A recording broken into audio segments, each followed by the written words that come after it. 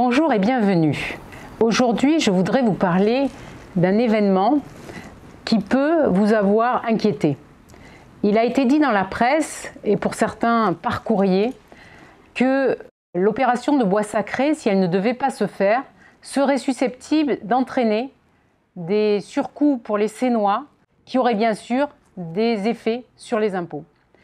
Je voudrais vous dire à quel point tous ces propos sont faux et que c'est même inquiétant de voir qu'un promoteur immobilier et un élu de la République, un élu de ce conseil municipal, tiennent exactement les mêmes propos de menaces et de déstabilisation. Parce que ce courrier, ces informations où on entend des milliers d'euros, voire des millions d'euros, puisqu'il s'agit de 24 ou 25 millions d'euros, c'est absolument délirant.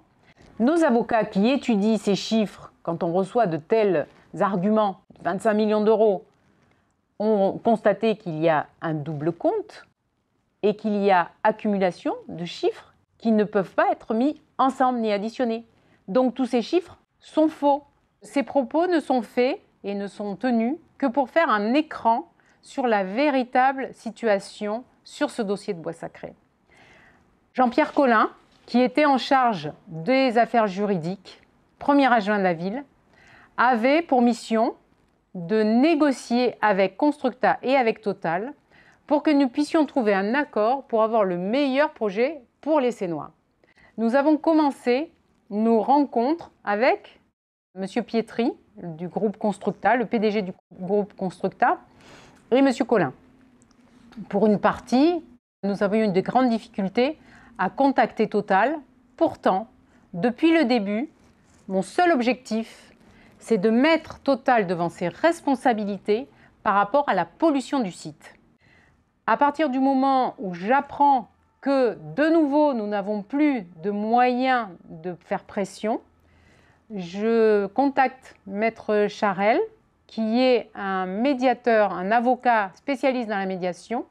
Je le contacte dès juin dernier pour reprendre mon bâton de pèlerin et essayer de sortir avec Constructa le meilleur projet en bonne harmonie, en bonne intelligence, puisque je crois que tout le monde a gagné à avoir un bon projet.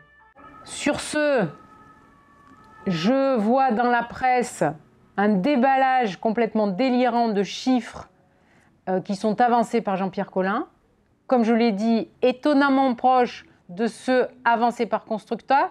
Donc je ne sais pas si c'est Collin qui reprend les propos de Constructa ou Constructa qui reprend les propos de Collin, mais l'affaire est entendue. En tout cas, il ne joue pas la partition des Sénois.